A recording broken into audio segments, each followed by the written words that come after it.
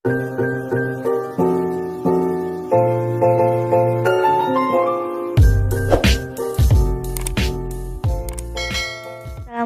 warahmatullahi wabarakatuh. Pada video kali ini kita akan melakukan simulasi menggunakan LT-Spice, yaitu pembuktian pada studi kasus pemodelan dioda. Pada pemodelan pertama terdapat sebuah rangkaian dengan tegangan 36 volt, resistor 6 kilo ohm, 3 kilo ohm dan 1 kilo ohm.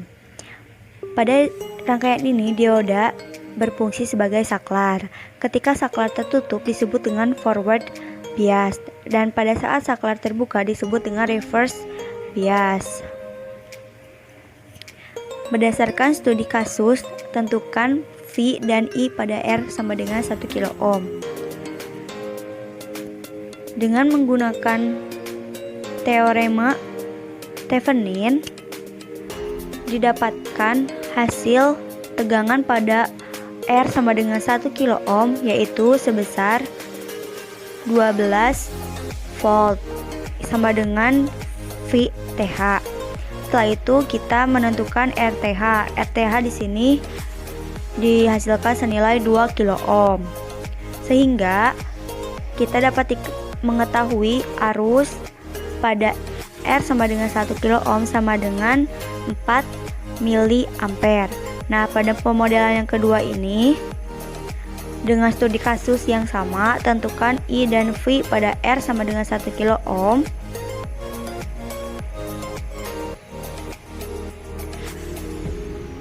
Nah, pada pemodelan kedua ini dioda diubah menjadi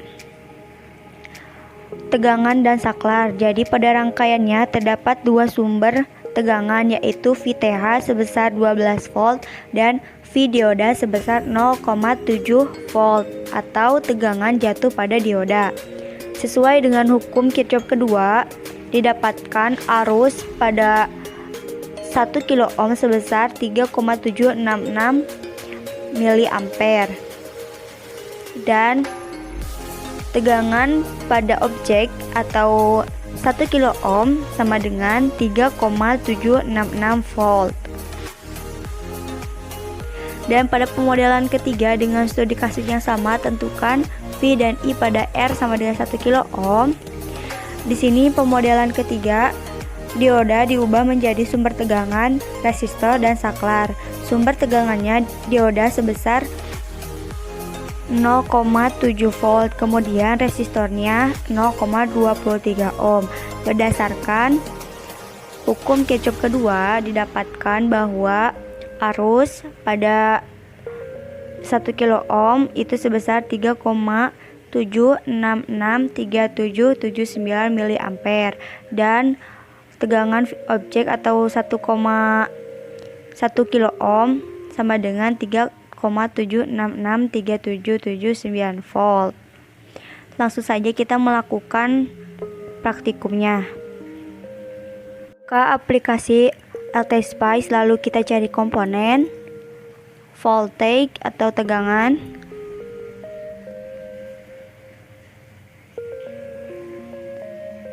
lalu kita letakkan di sini. Setelah itu kita butuh 3 resistor. Resistor pertama kita letakkan di sini. Nah, resistor kedua dirubah menjadi vertikal dengan cara klik Ctrl R. R3 juga sama. Setelah itu kita cari diodanya. Ini komponen yang utama di sini. Kita ubah dulu posisinya menjadi seperti ini.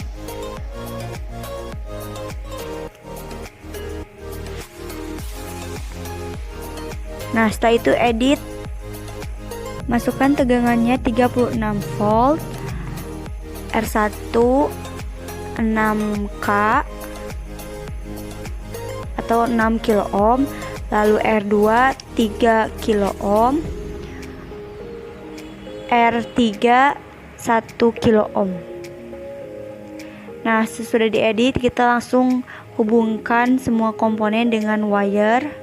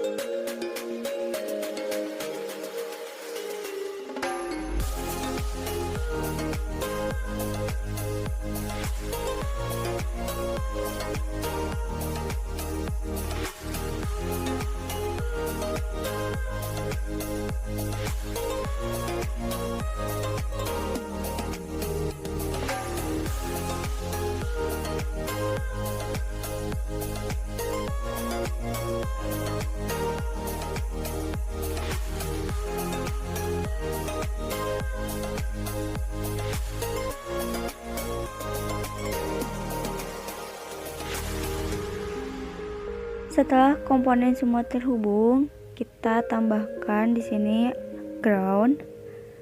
Lalu kita hubungkan pada rangkaian utama menggunakan wire.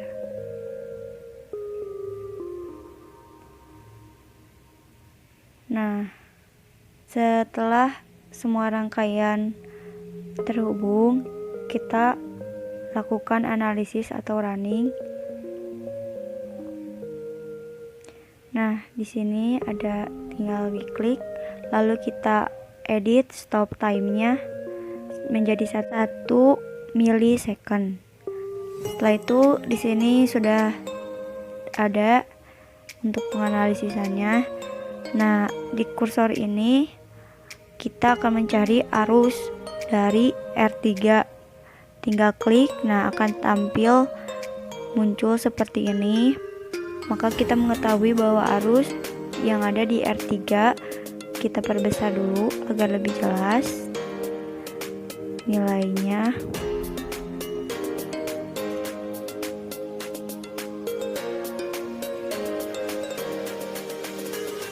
Diperbesar sampai kita melihat hasil yang lebih jelas nilainya.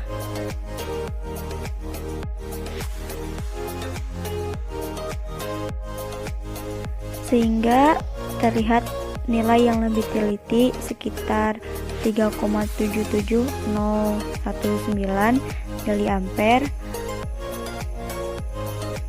Nah, di antara 3,77018 miliampere 3,77019 miliampere itu merupakan nilai arus dari R3. Kemudian kita akan mengukur tegangan pada R3 dengan mengklik running kembali.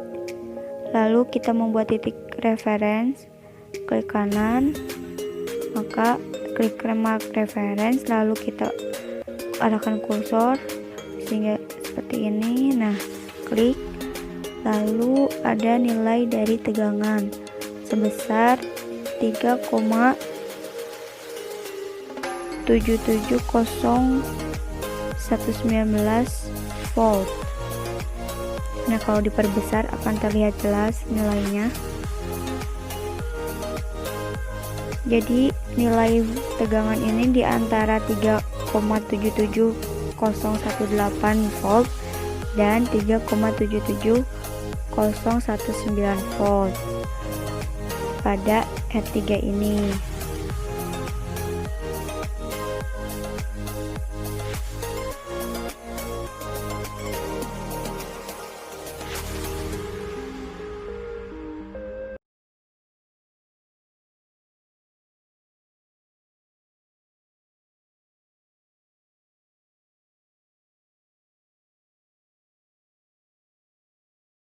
Jadi, pada hasil tersebut kita dapat menarik kesimpulan bahwa pada model kedua dan ketiga ini lebih akurat dibandingkan dengan model 1, dan tentunya model ketiga akurat untuk nilai resistor yang lebih besar. Untuk nilai resistor yang lebih kecil, efek dari model ketiga ini jauh lebih besar lagi. Ketika resistor bebannya besar, efeknya tidak terlihat. Antara model 2 dan 3 tidak terlihat perbedaannya. Perbedaan yang signifikan, tetapi ketika kita gunakan nilai resistor di sini, baik dengan beban maupun rangkaiannya, kita perkecil menjadi satuannya order ohm, maka efek dari model ketiga efeknya akan jauh lebih besar lagi. Artinya, model ketiga yang paling mendekati hasil data eksperimen untuk nilai R yang kecil. Untuk nilai R yang besar, maka model kedua dan ketiga ini tidak terlihat perbedaan yang cukup signifikan. Terima kasih atas perhatiannya. Semoga video ini dapat bermanfaat. Wassalamualaikum warahmatullahi wabarakatuh.